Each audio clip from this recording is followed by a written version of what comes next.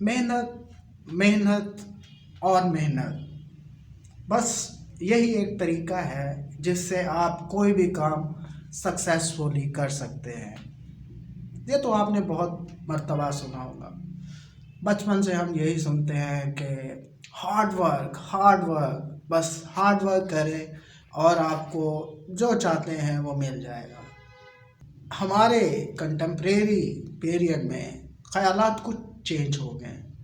अब smart work, smart work और smart work ये करें तो आप चीज़ देखें। आपने अक्सर सुना होगा कि कुछ लोग होते हैं सारा दिन मेहनत करते हैं फिर भी वो ज़िंदगी में सक्सेसफुल नहीं होते। दूसरी तरफ कुछ लोग होते हैं जो कम मेहनत के साथ भी बहुत आगे चले जाते हैं। तो इस वीडियो का हमारा मकसद प्रोडक्टिविटी है कि आप अपनी प्रोडक्टिविटी को कैसे बढ़ा सकते हैं। और इसके लिए जो मोस्टली बिजनेस में, लेकिन मेरे ख्याल में अगर आप स्टूडेंट्स हैं या वैसे कहीं पे भी कोई भी काम करते हैं, कोई भी प्रोफेशन से रिलेटेड आप हैं, तो मेरे ख्याल में आपकी ज़िंदगी में ये प्रिंसिपल बहुत ज़रूरी है। हम बात कर रहे हैं पेरेटो प्रिंसिपल की। पेरेटो प्रिंसिपल क्या है? ये एक इटालियन 19th सेंचुरी इटालियन बंदा था जिसने ये पेरेटो प्रिंसिपल दिया था। उसने एनालिसिस उसका था कि 80% ऑफ काजेस आर कास्ट, उसके मुताबिक 80% of consequences are the results of 20% of causes.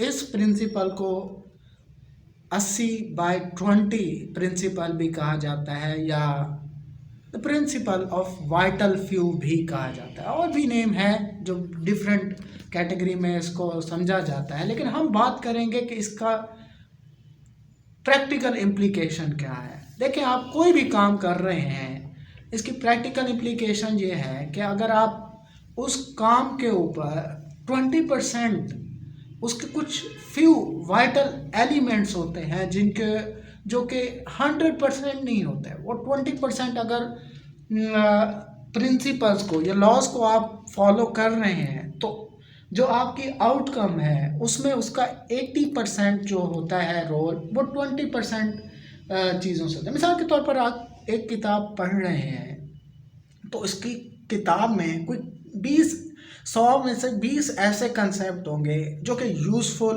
और सेंट्रल कंसेप्ट हैं जिस एम को आप उस किताब से हासिल करना चाहते हैं।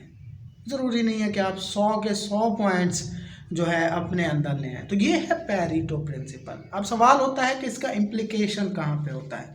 अगर आप बिजनेस में हैं तब भी आपका ये इम्प्लीकेशन होता है। अगर आप स्टूडेंट हैं फिर तो और ज़्यादा होता है, क्योंकि देखें हम स्टडी करते हैं, अक्सर सारी रात जाग रहे हैं, सारा दिन जाग रहे हैं, और फिर क्या होता है जब एग्ज़ाम होते हैं तो हम एक नर्वसनेस का शिकार होते हैं और फिर एग्ज़ाम में जाके परफॉर्म करते हैं। This is not the way. आपको करना क्या है कि आपको कंसिस्टेंटली उन फ्यू प्रिंसिपल्स के ऊपर चलना है। One of the principle is discipline. If you are a discipline and you are studying only 1 hour a day, you can achieve your target with a long run of time. ज़रूरी नहीं है कि आप आखिरी महीने में बैठ के 20-20, 18-18 घंटे पढ़ लें और कहें कि अब मैं एग्ज़ाम को टॉप कर जाऊंगा। तो ये एक अच्छी और सही आउटकम उसकी आपको नहीं मिलेगी।